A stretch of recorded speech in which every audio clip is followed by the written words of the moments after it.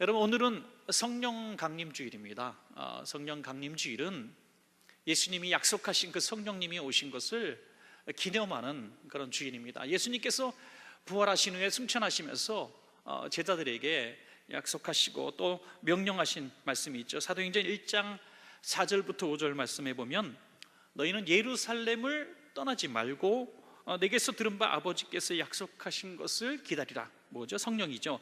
요한은 물로 세례를 베풀었으나 너희는 몇 날이 못되어 성령으로 세례를 받으리라. 지금 제자들은 하나같이 예루살렘을 떠나려고만 하고 있었습니다. 예수님이 십자가에서 죽으시고 무덤에 계시니 무슨 희망이 있겠습니까? 그래서 다시 고기잡이로 엠마오로 내려가던 그들이 이제 예루살렘으로 다시 모이게 됐죠. 예수님 부활하셨기 때문에. 그때 예수님께서 예루살렘을 떠나지 말고 이 약속하신 성령님을 기다리라. 이 성령님을 받기 전에는 절대로 예루살렘을 떠나지 말라 말씀하셨습니다. 왜냐하면 성령님이 임하시면 어떤 일이 벌어질 것인가, 그걸 말씀하셨기 때문이죠. 우리가 너무나 잘 아시는 말씀, 사도행전 1장 8절입니다. 우리 함께 읽겠습니다. 시작. 오직 성령이 너희에게 임하시면 너희가 권능을 받고 예루살렘과 온 유대와 사마리아와 땅끝까지 이르러 내 증인이 되리라 하시니라. 아멘. 성령 충만 받으면 이런 역사가 일어날 것이다 라고 말씀하셨습니다. 그래서 예수님의 제자들, 그리고 성도들, 그리고 예수님의 가족들, 이렇게 약 120여 명이 작은 다락방에 모여서 성령님을 기다리게 되죠. 여러분, 성령님을 기다리라, 몇 날이 못 돼서 성령님을 선물로 받을 거다라고 얘기했지만은 성령님을 어떻게 받는지는 그들이 전혀 몰랐습니다. 모이긴 모였어요. 예루살렘에 머물었습니다. 어떻게 해야 성령님을 받을 수 있는지, 또 언제 성령님이 오시는지 너무 막연했습니다. 그래서 그들이 하는 방법은 뭡니까? 오로지 기도에 힘쓰니라 그랬습니다. 기도했습니다. 부르짖어 기도했습니다. 그때 오순절날, 한 열흘쯤 지난 이후에 딱 오순절날, 원래 유대인의 큰 명절이죠. 우리의 어떤 곡식을 통해서 감사하는 날이기도 하고, 또 그 하나님께서 구원하시는 그 구원의 은혜에 감사하는 날이기도 하고요. 그런데 우리 신약의 역으로서는 이 오순절이 이제 성령 강림으로 더 유명한 날이 되었습니다. 그때 적어도 10여 개국의 언어, 오늘 성경에 기록된 걸 보니까 적어도 15개 이상의 지방과 나라에서 오신 분들이 이들이 자기들의 언어로 얘기하는 걸 들었다고 성경은 말씀하고 있습니다. 갑자기 자기들의 입이 열려서 자기들이 말할 수 있는 말이 아닌 다른 나라 언어가 막 나오는 거죠. 그때는 오순절이었습니다. 유대인의 큰 명절입니다. 그래서 전국 각지에 흩어진 많은 유대인들이 예루살렘에 지금 막 모여들고 있었습니다. 그런데 작은 다락방에서 막 기도하는 소리가 나는 거예요. 얼마나 신기했겠어요? 지금도 우리 신방이나 또 어떤 문제가 있는 가정에 신방 가서 기도하다 보면 마음이 막 뜨거워지잖아요. 구역 예배 드릴 때 막 기도 소리가 커질 수도 있어요. 그러면 막 뭐라 그러는 거예요. 저도 이제 신방 가서 기도회를 몇 번 이렇게 할 때가 있는데, 어느 날 막 가정에서 기도하는데 막 기도 소리가 커지고 막 그러면요, 이웃집에서 경찰에 신고하더라고요. 막 그런 일들이 있어요. 저도 뭐 여러 번 경험한 일이죠. 이 사람들이 얼마나 신기하게 봤겠어요. 문 열어보면서 이게 뭐 하는 데야, 무슨 이게 뭐 하는 집단이야 하면서 봤는데, 그냥 이상하게 여기기에는 너무나 신기한 일이 벌어진 거죠. 그들이 막 자기들의 말이 아닌 다른 외국어를 말하고 있는데, 배운 적도 없는 외국어를 말하고 있는데 그 말이 정확한 말이라는 거예요. 오늘 성경에 보니까 그 내용이 뭐냐면, 하나님의 하신 일들을 말했다. 하나님의 하신 일들, 다시 말해서 하나님께 영광 돌리는 이런 이야기들을 막 기도로 하고 있었다는 거예요. 자기들이 모르는 말로. 너무 신기하잖아요. 그러면 야, 이들은 좀 특별한 집단이구나, 이거는 그냥 뭐 이상한 광신자 집단이 아니구나라고 생각을 해야 하는데 해석할 방법이 없는 거예요. 자기들의 언어로 막 하니까 너무 신기한 거예요. 그래서 그들이 내린 결론은 새술에 취했다라고 생각을 하게 된 거죠. 어느 술을 먹어도 이렇게 변화된 사람들이 있겠습니까? 말도 안 되는 얘기죠. 여러분, 술을 먹고 취했다는 것은 상당히 부정적인 의미로 쓰는 말 아닙니까? 당신 술 취했어? 아유, 감사합니다. 그렇게 좋은 말을 해주시고, 이런 게 어디 있습니까, 여러분? 당신 술 취했어? 그러면 당신 지금 제정신이야? 그런 뜻이거든요. 술 취해서 운전하면은 감옥 가잖아요. 자기 몸도 못 가르고 실수를 하고 사람들에게 피해를 주는 게 술 취한 사람입니다. 그런데 새 술에 취했다라고 그냥 말을 하는 거죠. 이건 보통 술은 아니고 다른 술 같다. 이 술에 취한 사람들, 새 술에 취한 사람들은 자기 몸을 못 가는 사람들이 아니라, 해로운 사람들이 아니라 자기도 놀랍게 좋게 변화되었고, 또 다른 사람들도 아름답게 변화시키는 놀라운 사람들이 되었습니다. 그렇다면 저와 여러분도 세상 사람들로부터 원천교회 교인들은 새 술에 취한 사람들이라는 소리를 들어야 될 줄로 믿습니다, 여러분. 지금까지 이런 술은 없었다, 그거 있잖아요. 이게 술인가? 이게 정말 성령의 은혜인가? 우리가 새로운 이 새 술에 취해서 우리도 변화되고 우리 주변의 사람들도 아름답게 변화시키는 능력의 사람들 되시기를 주의 이름으로 축원합니다, 여러분. 자, 새 술에 취한 사람들이 행했던 직후의 사건들 보면서 그 증거가 무엇인가, 우리에게는 있는가, 이것이 우리가 새 술에 취한 사람인가를 진단할 수 있는 좋은 방법도 될 겁니다. 이런 세 가지 증거들이 우리에게 없다면 우리도 온전히 이 새 술에 취한 사람이 되어서 이 세 가지 증거들을 보이는 저와 여러분 되기를 소원하면서 말씀을 나누겠습니다. 첫 번째로, 변화가 일어났습니다, 여러분.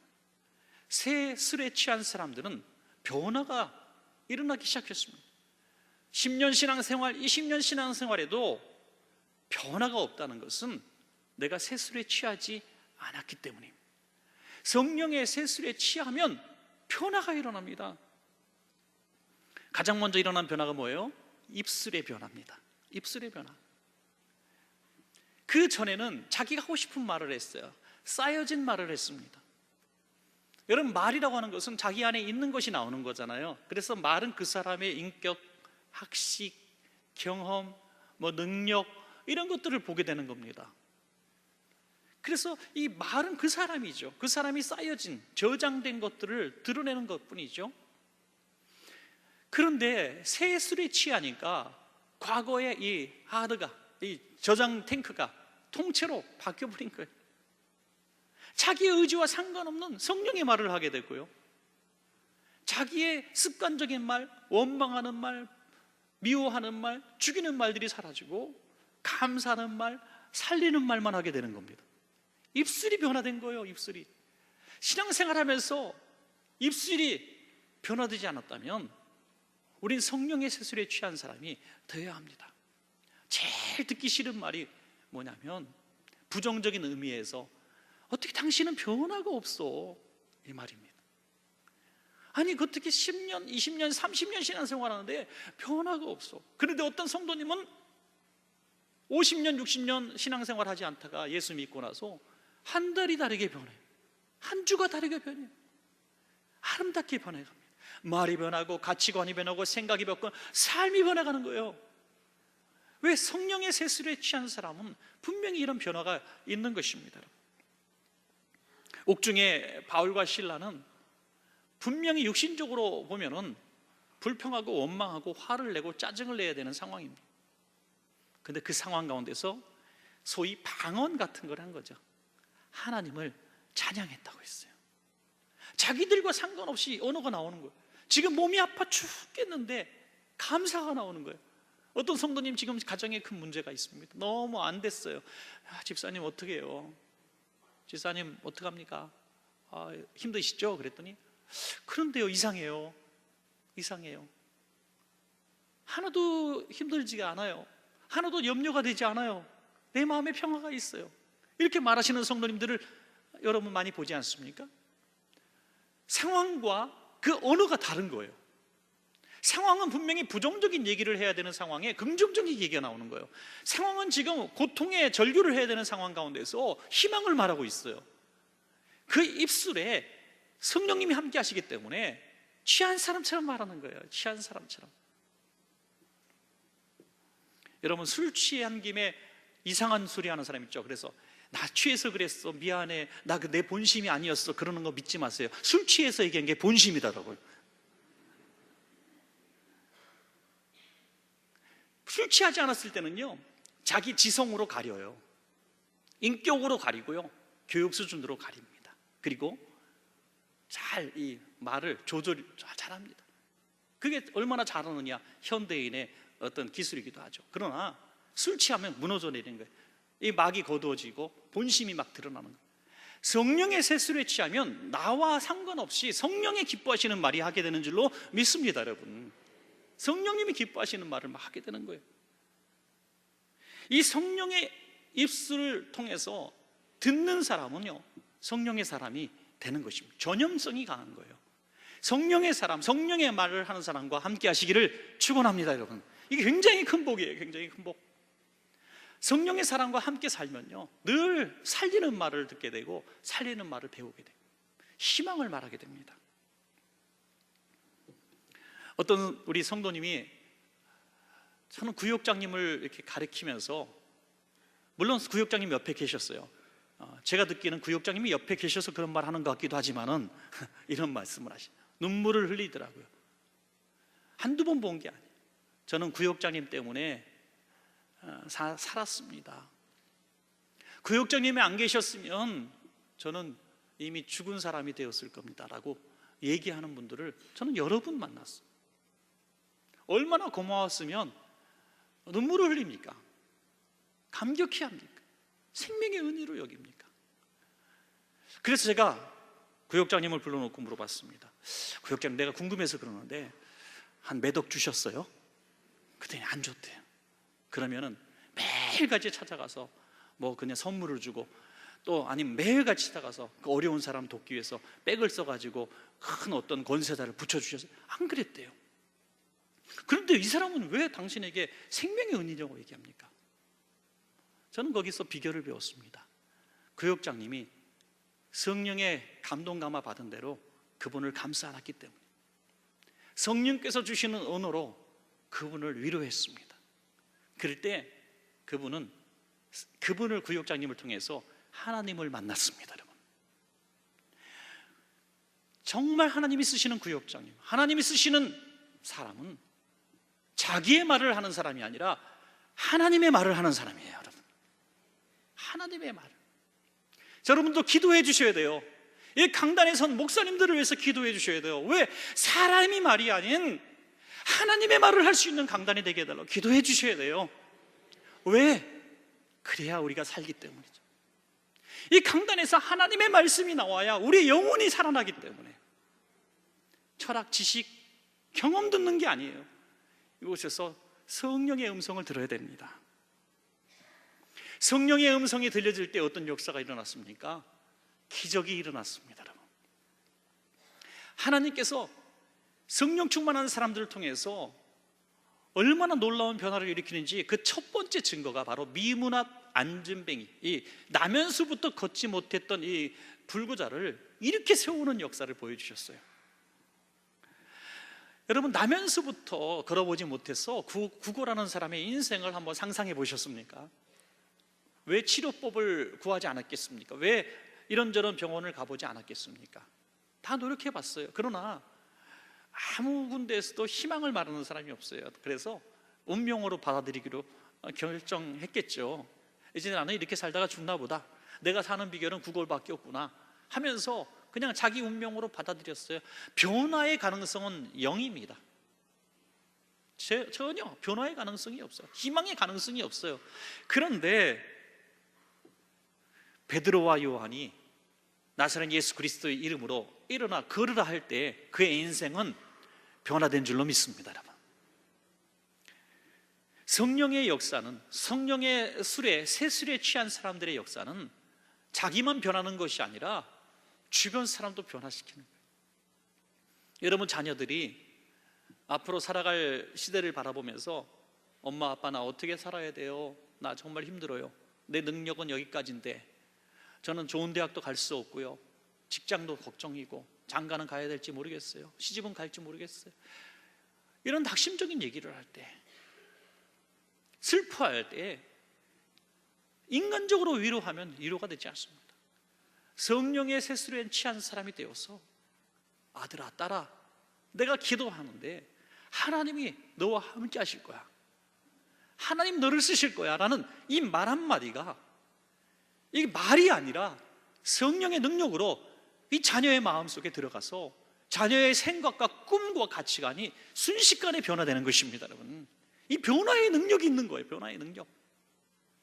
죽으려고 결심했던 사람이 설교 한 번 듣고 쌀수멍으로 바뀌어진 사람이 얼마나 많습니까? 어느 세상의 철학과 지혜와 책을 통해서, 강연을 통해서 그런 변화가 있을 수 있습니까? 오직 성령님의 역사인 줄로 믿습니다. 여러분, 이 베드로와 요한이 이전에는 그런 사람이 아니었잖아요. 어떻게 변해됐습니까?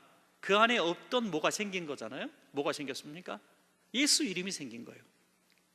사도행전 3장 6절입니다 시작.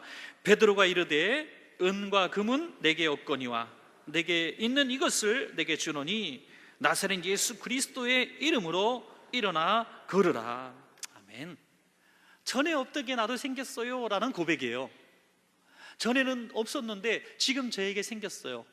전에 예수 그리스도의 이름이 없을 때는 너 예수님 한 페이지 할 때 저 예수님 몰라요 하고 예수님을 저주하고 부인했어요. 달아났습니다. 그 안에 예수 이름이 없을 때예요. 그러나 예수 이름이 있다고 얘기했어요. 예수 이름이 어떻게 들어갔습니까? 뭐 음식입니까? 아니면 여기다가 뭐 수술해가지고 안에다 집어넣습니까? 예수님의 이름이 있는 사람과 없는 사람을 어떻게 그러면 구별 지을 수 있습니까? 그의 삶의 변화를 통해서 볼 수 있는 겁니다. 지금 베드로와 요한의 심령 속에는 오순절 마가다락방에 임하셨던 성령님이 그 안에 임재하신 겁니다. 성령님은 예수님의 영이신 줄로 믿으시기 바랍니다. 성령님은 예수님의 마음을 갖게 해요. 성령님은 예수님의 능력을 행하게 해요. 평생에 하지 못했던 말을 하게 하고 능력을 행하게 하는 거예요. 내가 아무것도 없어, 금도 없고 은도 없어, 아무것도 없어. 하지만 그것으로 너를 일으킬 수 없지 않니? 하지만 내 안에 예수님의 이름이 있어. 예수님의 이름은 너 팔자를 바꿀 수 있어. 그 이름으로 명령하니 일어나 걸으라 했다는 거예요. 그가 나중에 권세자들한테 추궁을 받죠. 당신 무슨 이름으로 무슨 권세로 저 사람을 낫게 했어? 참 별걸 다 가지고 트집을 잡아요. 그럴 때 뭐라고 얘기합니까? 당당하게 당신들이 십자가에 잡아 죽인 그 예수의 이름으로 내가 이 사람을 낫게 했소 라고 얘기합니다. 내가 한 게 아니라는 거예요. 예수님께서 하셨다는 거예요. 예수님께서. 심지어 어떤 일이 벌어집니까? 사도행전 5장 15절부터 16절까지 보니까 심지어 병든 사람을 메고 거리에 나가 침대와 요 위에 누이고 베드로가 지날 때 혹 그의 그림자라도 누구에게 덮일까 바라고 예루살렘 부근의 많은 사람들도 모여 병든 사람과 더러운 귀신에게 괴로움 받는 사람을 데리고 와서 다 나음을 얻으니라. 사랑하는 여러분, 베드로와 요한 같은 삶을 살고 싶지 않으십니까? 조금 전에 말씀드린 구역장님처럼 나 구역장님 때문에 주님 만났어요. 살 소망이 생겼어요. 이것은 내가 자상하게 사람에게 다가가서 상담을 해주고 뭐 선물 좀 주고 용돈 좀 줘서 될 일이 아니에요. 내 안에 예수 생명이 있어야 가능한 거예요. 예수 생명. 그럼 한번 진지하게 한번 고민해 봅시다.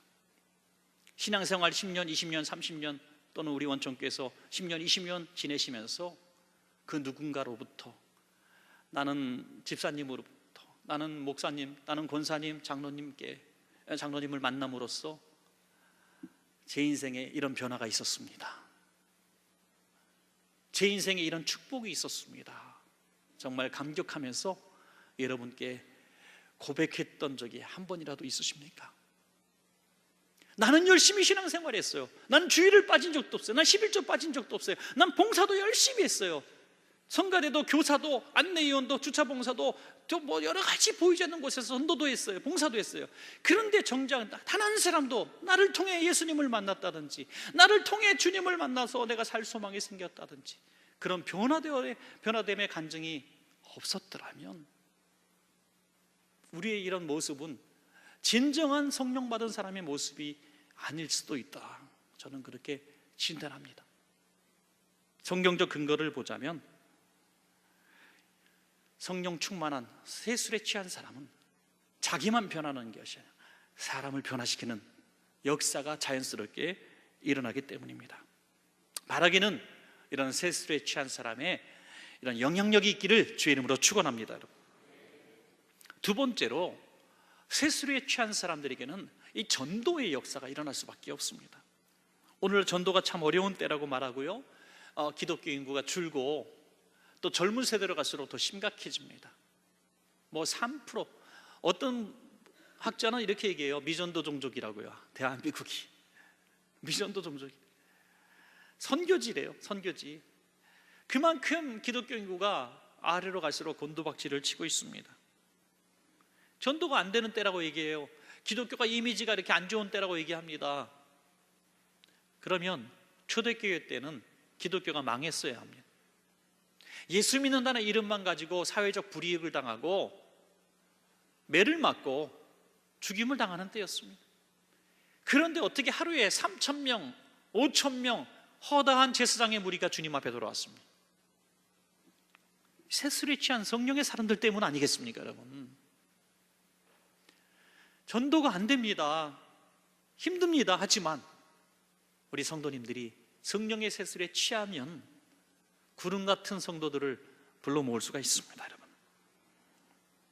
전에는 복음을 전하면 돌을 던지던 사람들이 베드로 설교 한 편을 듣고 어떻게 가슴을 치게 될까요?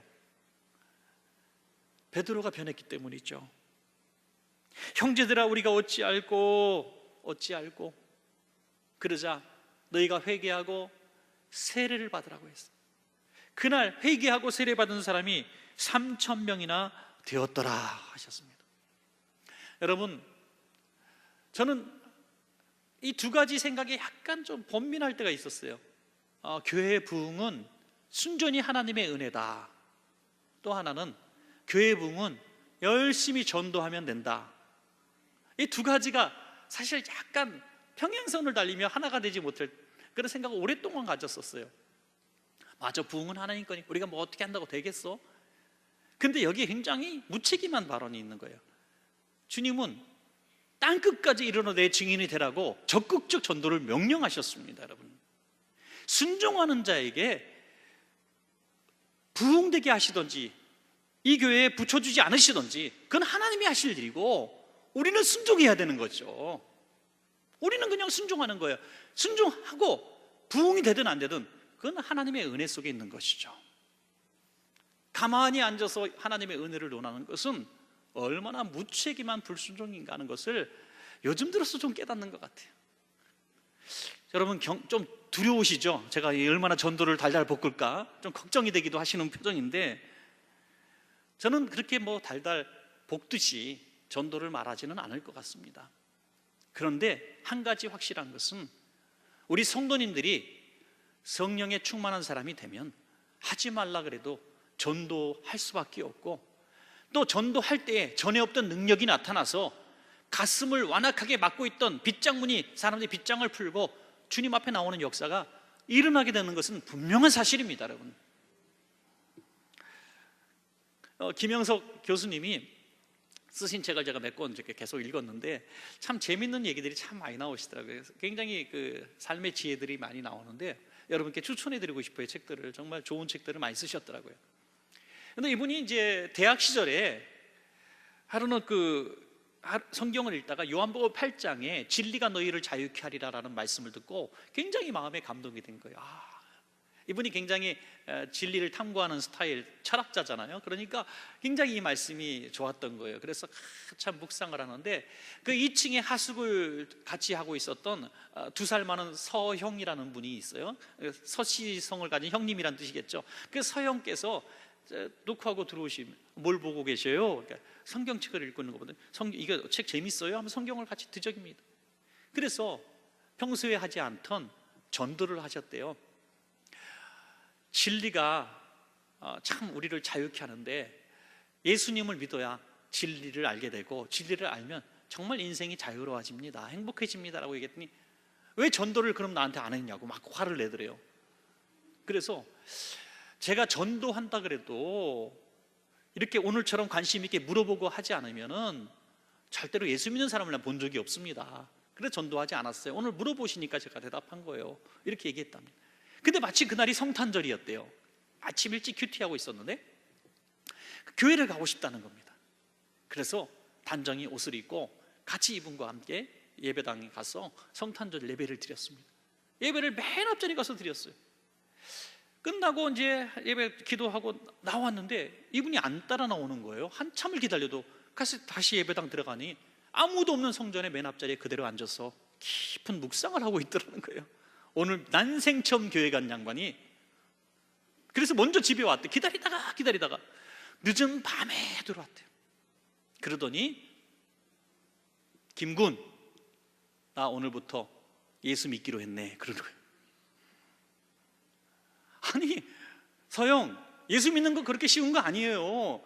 어떻게 한 번 교회 가고 나 예수 믿기로 했다라고 얘기합니까?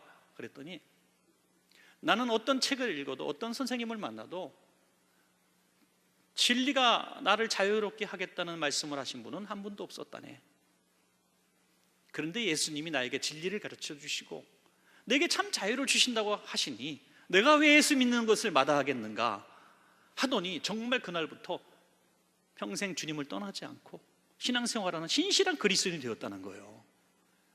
참 멋진 사람 아닙니까? 정말 멋진 분이에요. 어떤 분 결혼하기 전에 연애하면서 7번 헤어졌다가 다시 만나서 결혼했다 그러더라고요. 어떤 분은 교회를 나왔다가 중학교 나왔다가 30년 동안 방황하다 왔다가 또 시험 들어서 10년 또 안 나왔다가 또 나왔다가 또 5년 안 나왔다가 또 나오는 분도 있어요. 제가 막 말하는 거 지어가지고 변죽이 죽골들 들어가지고 생각 없이 교회 나왔다가 생각 없이 뭐 조금만 불편한 일 있으면 떠나버리고. 성령님이 강하게 그 마음 가운데 임재하시면 오늘 이분처럼 한 번의 만남을 통해서 그리스도인이 될 수 있습니다. 사도 바울은 단 한 번의 다메섹 도상의 경험을 가지고 평생 동안 흔들리지 않는 신앙생활을 했습니다. 제가 지난주에 아침 조찬에 참 귀한 만남을, 우연한 만남을 가졌어요. 그래서 그 한동대학교 부총장님하고 이렇게 단 3명이서 같이 식사를 같이 했어요. 식사를 하면서 한 사람은 이제 본부 직원이고 저하고 둘이 대화를 한 거죠. 2시간 가까이 많은 대화를 나눴는데 제가 굉장히 은혜 받은 한 토막을 여러분께 소개하고 싶었습니다. 이분이 굉장히 그 한동대 학생들한테 아침에 그 예배를 강조하는 분이셨어요. 그래서 아침 체프를 오전에 수업 전에 체프를 이렇게 하는데 학생들이 너무 불만이 많은 거예요. 90% 이상이 기독교 학생인데도 불평하는 거예요. 아침 월요일 아침 이런 시간에 준비하기도 바쁜데 밀린 숙제하기도 바쁜데 강제로 예배 드린다는 거에 이 학생들이 그런 거예요.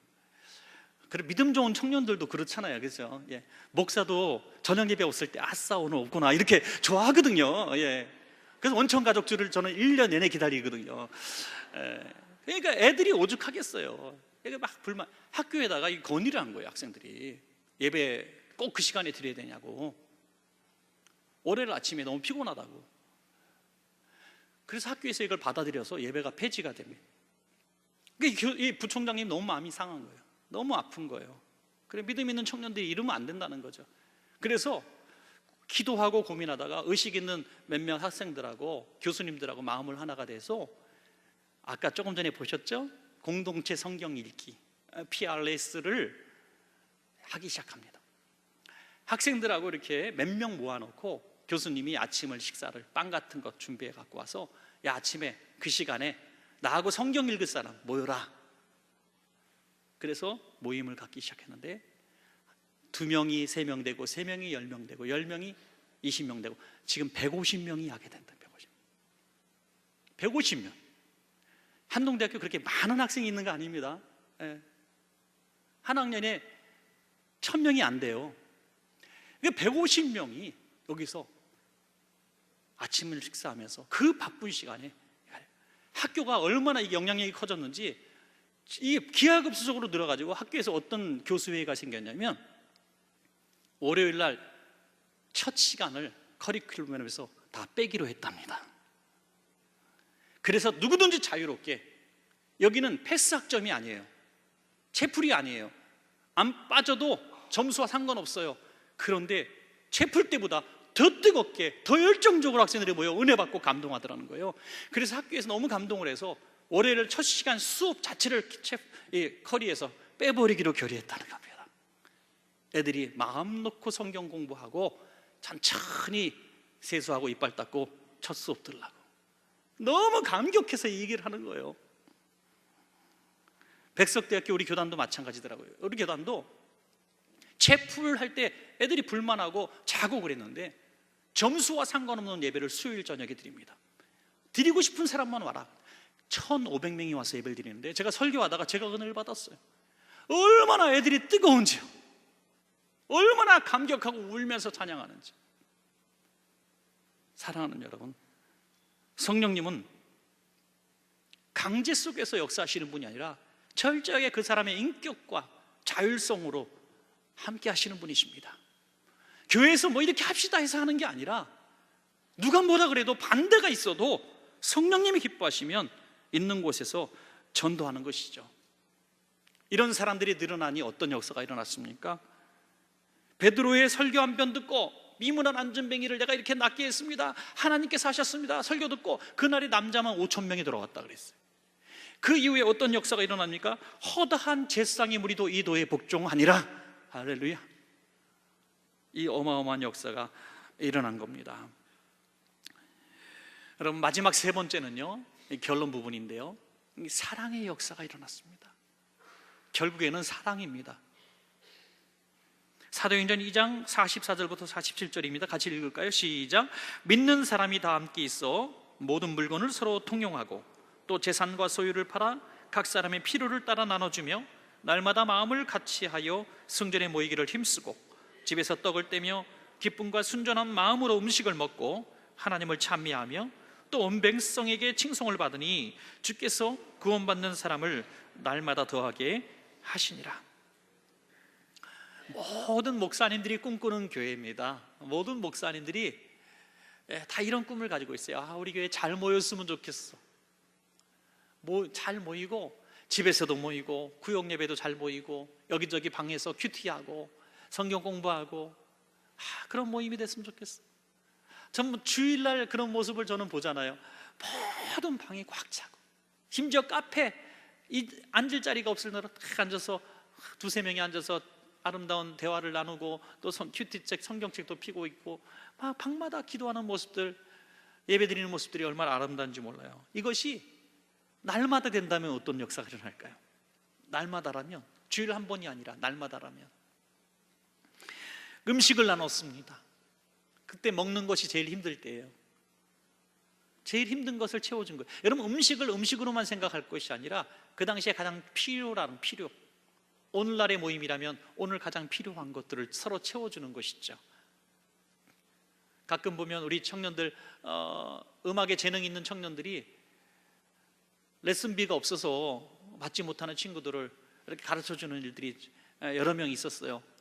지금도 제가 소개해서 피아노를 가르쳐주고 또 작곡을 가르쳐주고 이런 청년들이 우리 교회 안에 여러 명 있습니다.